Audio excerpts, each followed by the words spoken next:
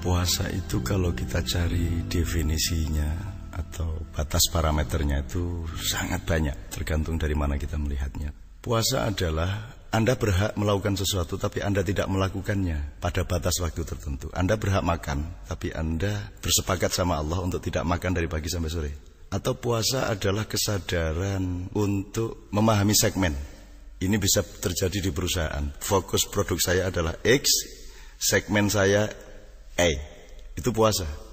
Jadi sesungguhnya puasa itu pekerjaan sehari-hari. Setiap hari di segala macam pekerjaan itu kita memerlukan puasa. Bersuami istri harus berpuasa. Setiap laki-laki ingin menyetubuhi semua wanita maunya, tapi dia berpuasa, dia fokus hanya kepada istri.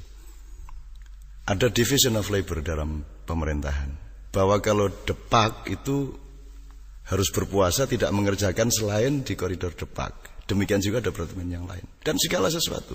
Baju kita pakai dengan metode puasa, karena kalau kita mau pakai semua baju kita jadi orang gila.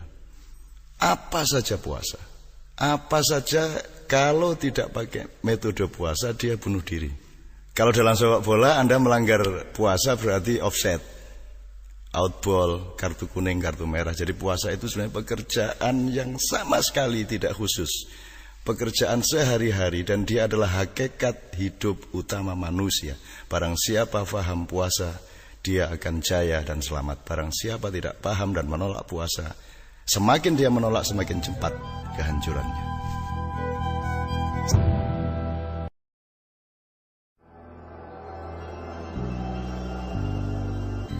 Banyak teman-teman yang mencoba mencerdasi kebiasaan masyarakat untuk menyebut bulan suci Ramadan. Ini kita tidak sedang akan berdebat, kita mencoba mempetakan saja. Jadi kalau ada orang bilang, wah saya minta tolong dikasih hari yang baik untuk pindah rumah. Terus ada kiai atau tokoh masyarakat yang, oh anu aja, disamakan dengan hari hijrahnya Rasul. Atau anu aja pas Senin Legi, dan lain sebagainya. Selama saya ditanya orang, hari apa yang baik untuk pindah rumah, untuk akad nikah, untuk segala macam, saya bilang saya tidak berani menuduh ada harinya Allah yang tidak baik. Kalau saya menyebut ada satu hari yang baik, itu sebenarnya saya sedang menuduh ada hari yang tidak baik. Dan saya tidak pernah berani menuduh ada bagian dari waktu yang diberikan oleh Allah ini yang tidak baik. Jadi kalau saya menyebut bulan suci Ramadan, saya tidak berani menyebut bahwa yang tidak Ramadan tidak suci. Ya daripada kita berdebat mengenai Rajab tidak suci, Maulud tidak suci. Emang ada bulan Maulud yang tidak suci, bulan Jumadil Awal tidak suci, hanya Ramadan yang suci. Daripada kita berdebat, mending kita cari pemanaan yang lebih substansial bahwa suci tidak suci itu bukan waktu dan ruangnya. Suci dan tidak suci itu urusan pelakunya, manusianya. Begitu manusia meramadankan dirinya, maka dia memasuki kesucian. Di bulan apapun, siang atau malam, asalkan dia meramadankan dirinya, dia memakai prinsip-prinsip puasa di dalam menjalani hidupnya, maka dia sedang memasuki areal-areal kesucian.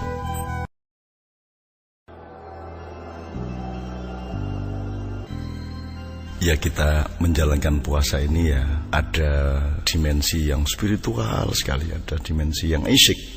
Isyik itu keasikan yang sangat intrinsik sifatnya di dalam jiwa manusia. Tapi juga ada yang ekstrinsik, ada keasikan di luar, ada keindahan bulan Ramadan, ada lagu-lagu yang menghias, ada album Ramadan, ada jajan-jajan di pinggir jalan. Itu semua sah, asal ditempatkan pada tempat yang tepat, baik di dalam tata nilai di dalam diri manusia atau di dalam tatanan kebudayaan di mana manusia hidup, maka tidak ada masalah. Tetapi mungkin kita punya kelemahan-kelemahan. Misalnya, kalau masuk bulan Ramadan ini budget rumah tangga meningkat. Mestinya puasa itu penurunan kebutuhan jasad, tapi meningkat di mana-mana. Sehingga pertimbangan-pertimbangan kenegaraan saja dihitung berdasarkan kepastian bahwa begitu masuki bulan Ramadan itu tidak boleh ada masalah ekonomi di negara ini. Karena begitu rupa di bulan Ramadan itu kita sangat butuh keamanan ekonomi dan mungkin konsumsi yang lebih besar. Ya kalau sehari-hari budaya puasa, keasikan berpuasa dan menikmati secara manusiawi puasa, dan menikmati secara manusiawi puasa itu ya Kadang-kadang kita iseng-iseng ngomong, yuk kita ngopi-ngopi dulu sambil nunggu buka puasa gitu. Kadang-kadang, yuk kita ngamain gaple ya, kita ya ini rokoknya cukup nggak ini sampai nanti saat berbuka dan seterusnya. Ya tentu saja itu semua tidak akan kita lakukan. Tapi ngomong-ngomong seperti itu sesungguhnya adalah cara kita untuk menikmati puasa dan mengajak diri kita agar supaya kelaparan itu bisa menjadi kenikmatan selama kita berpuasa.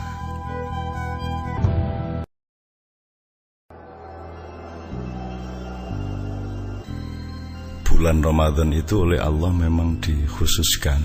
Jadi 1 tahun itu ada 1 bulan Ramadan. Sudah pasti itu masalah pendidikan.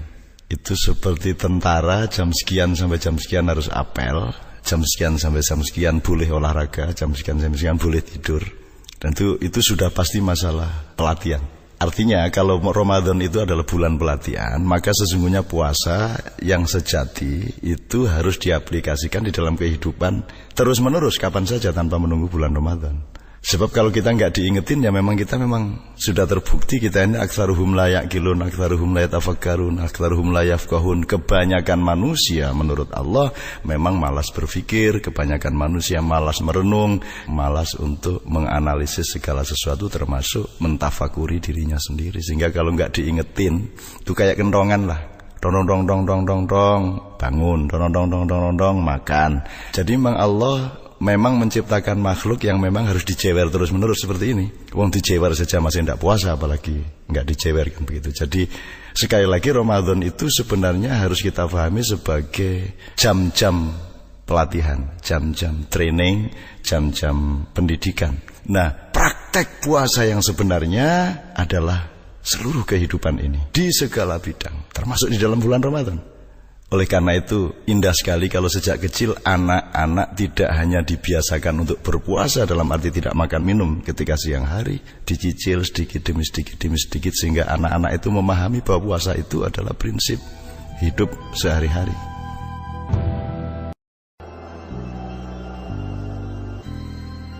Menjadi pengetahuan sehari-hari setiap orang di kota atau di desa, di masa lalu atau di masa kini, di kalangan umat Islam, bahwa kalau Ramadan tiba, setan dibelenggu. Ya kita kan belajar, kita kan berkembang ilmunya sehingga ada bahasa yang berkembang, ada retorika, ada uslub dalam bahasa Arab, ada susastra dalam bahasa Indonesia. Bahasa bukan hanya grammar, bahasa juga ada literature. Ya. Berarti setan dibelenggu itu kan pemaknaan substansialnya adalah bahwa pekerjaan puasa itu merupakan metodologi untuk membelenggu setan. Siapakah yang membelenggu setan? Loh kan kita khalifahnya Allah, ya masa Tuhan yang suruh kerjain semuanya? Kita dikasih metodenya, kita yang mengerjakannya, kita yang membelenggu setan.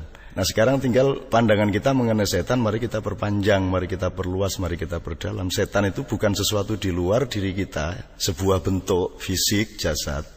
Setan itu kan bisa frekuensi, sel, virus, kuman, bisa koordinat-koordinat dari satu keadaan, bisa atmosfer, kuat. Anda memahaminya dengan nanoteknologi misalnya. Jadi setan itu satu potensialitas yang terus-menerus harus diselidiki, yang membuat manusia sedemikian rupa kehilangan keseimbangannya. Dan ini sangat luas, ketidakseimbangan dan keseimbangan dalam diri manusia itu begitu luasnya, sehingga puasa itu membuat kita memiliki jarak untuk mencoba menghitung kembali faktor apa saja, frekuensi yang mana saja yang selama ini menciptakan ketidakseimbangan dalam hidup kita. Sehingga produknya adalah produk kejahatan, keburukan, maksiat, destruksi, dalam sebagainya. Sehingga puasa adalah satu desain anti.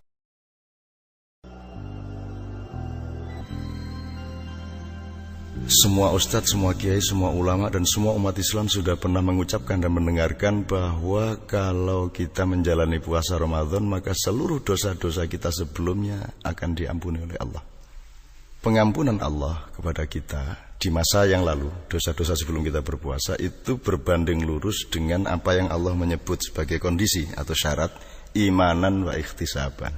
Jadi pertama, puasa itu kita lakukan dengan landasan iman. Iman ini kita fahami secara intelektual, secara spiritual, secara hati, secara perasaan, secara apapun saja. Kemudian ikhtisaban ini kita fahami benar-benar dengan logika, dengan kalkulasi. Jadi kita berpuasa dengan melihat kembali lajur-lajur administrasi dari hidup kita. Jadi margin dosa kita seberapa, jenis-jenis dosa kita apa saja, kesalahan-kesalahan hidup kita apa saja, kesalahan yang sifatnya keliru atau khilaf atau salah atau dosa besar, kan ada kalkulasinya masing-masing. Terus margin pahala, margin plus-plusnya hidup kita berapa. Nah, kalau ikhtisaban atau kita mengaudit diri kita selama kita berpuasa itu kan memproduk satu keputusan untuk menjalani sesuatu yang baru sama sekali berdasarkan ikhtisaban itu tadi. Nah, kalau ikhtisaban atau perhitungan hidup ini benar-benar kita lakukan selama berpuasa, sehingga selesai berpuasa kita menjalankan sesuatu yang baru sama sekali, itu namanya taubah nasuha. Sehingga kalau orang bertaubah nasuha, ya sudah pasti dia diampuni dosa-dosanya.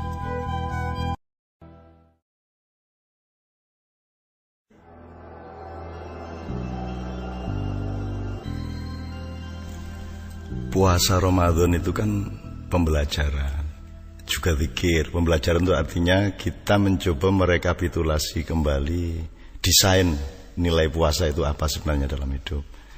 Atau laboratorium, kita berlatih kembali untuk berpuasa, supaya di dalam aplikasi kehidupan kita yang bermacam-macam, kita tetap setia kepada prinsip puasa. Kalau dalam ilmu kedokteran, itu namanya dosis. Orang menentukan dosis itu berdasarkan batas kesehatan. Overdosis menjadi tidak sehat, underdosis menjadi tidak sehat. Dan untuk menentukan batas dosis itu namanya puasa. Rasulullah itu hanya makan ketika lapar dan berhenti makan sebelum kenyang. Jangan dipikir itu ilmu tentang makan, itu juga ilmu tentang puasa. Jangan dipikir ilmu tentang cahaya itu hanya ilmu tentang cahaya. Ilmu tentang cahaya adalah ilmu tentang kegelapan. Ilmu tentang kegelapan adalah ilmu tentang cahaya, karena Anda tidak mungkin memahami cahaya tanpa memahami kegelapan, dan sebaliknya tidak mungkin Anda memahami kegelapan tanpa memahami cahaya. Maka Rasulullah hanya makan ketika lapar. Itu dia mempuasakan ilmunya mengenai kesehatan, sehingga dia menahan diri untuk tidak makan kalau tidak benar-benar pada detik yang pas ketika dia membutuhkan makan secara medis. Dan begitu frekuensi atau jumlah makanan mulai punya potensi tidak terlalu positif terhadap badan, maka Rasulullah mempuasainya lagi dengan berhenti sebelum kenyang. Itu ilmu puasa, bukan hanya ilmu makan, bukan hanya ilmu. Jadi ilmu kesehatan itu juga ilmu puasa.